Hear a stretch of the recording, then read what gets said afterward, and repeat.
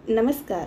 रोज रोज भाजीला काय बनवायचं सुचत नाही, तर आज आपण अगदी झटपट वेगळ्या पद्धतीचं वाटण तयार करून फरसाणची भाजी बनवणार आहोत. ही भाजी जर तुम्ही एकदा खाल्ली तर याची चव तुम्ही कधीच विसरणार नाही.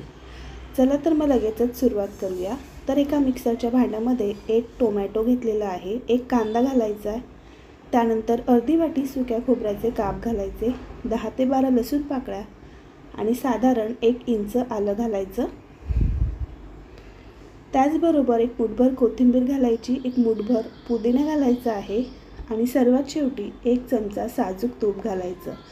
साजूक तूप घातल्यामुळे आपल्या या वाटणाचा रिचनेसपणा वाढतो आणि आपल्या ग्रेव्हीला एकदम छान अशी टेस्ट येते. तर आता आपण हे मिक्सरमध्ये वाटण तयार करून घेतलेलं आहे. अगदी झटपट आणि वेगळ्या पद्धतीचं हे वाटण तयार झालं. आता लगेचच भाजी बनवायला सुरुवात करू. त्यासाठी कढईमध्ये 2 चमचे तूप आणि 1 चमचा आपल्याला या ठिकाणी तेल घालायचं आहे. पूर्णपणे तूप किंवा तेल घालू शकता. त्यानंतर तयार केलेलं वाटण घालायचं आणि याला छान तेल सुटेपर्यंत परतून घ्यायचं.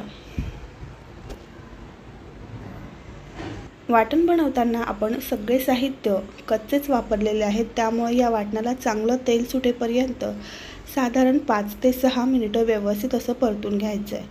5 ते 6 मिनिटानंतर या ठिकाणी तुम्ही बघू शकता वाटणाला छान असं तेल सुटलेलं आहे. यातलं पाण्याचं प्रमाण देखील कमी झालेलं आहे.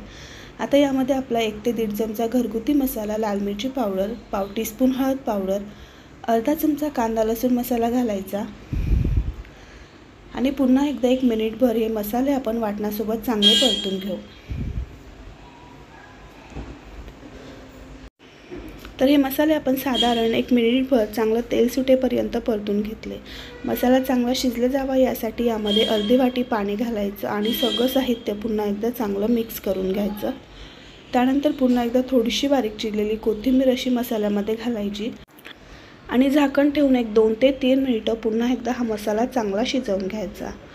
आता 2 ते 3 मिनिटानंतर मसाला आपण चेक करू. तर इथे तुम्ही बघू शकता मसाल्याला मस्त असं तेल सुटलेलं आहे. पूर्णपणे तेल यातून रिलीज झालेलं आहे. याचा अर्थ आपला मसाला अगदी परफेक्ट शिजलेला आहे. कुठल्याही भाजीला चव चांगली येण्यासाठी आपला मसाला व्यवस्थित शिजणं गरजेचं आहे.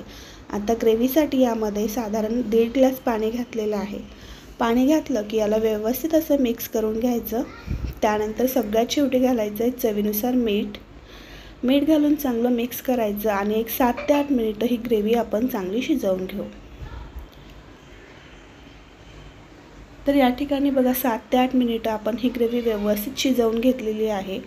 याचा तुम्ही रंग बघू शकता, मस्त सुरेख आलेला आहे, छान तर्री आलेली आहे. गॅस बंद करायचा आणि यामध्ये आता आपल्याला फरसाण घालायचं आहे. तर या ठिकाणी मिक्स फरसाण वापरायचं, म्हणजे आपली भाजी आहे ती अतिशय टेस्टी लागते. तर तुम्हीसुद्धा या पद्धतीने ही मिक्स फरसाणची भाजी नक्की ट्राय करून बघा. व्हिडिओ आवडला असेल तर लाईक, शेअर आणि सबस्क्राईब नक्की करा. धन्यवाद.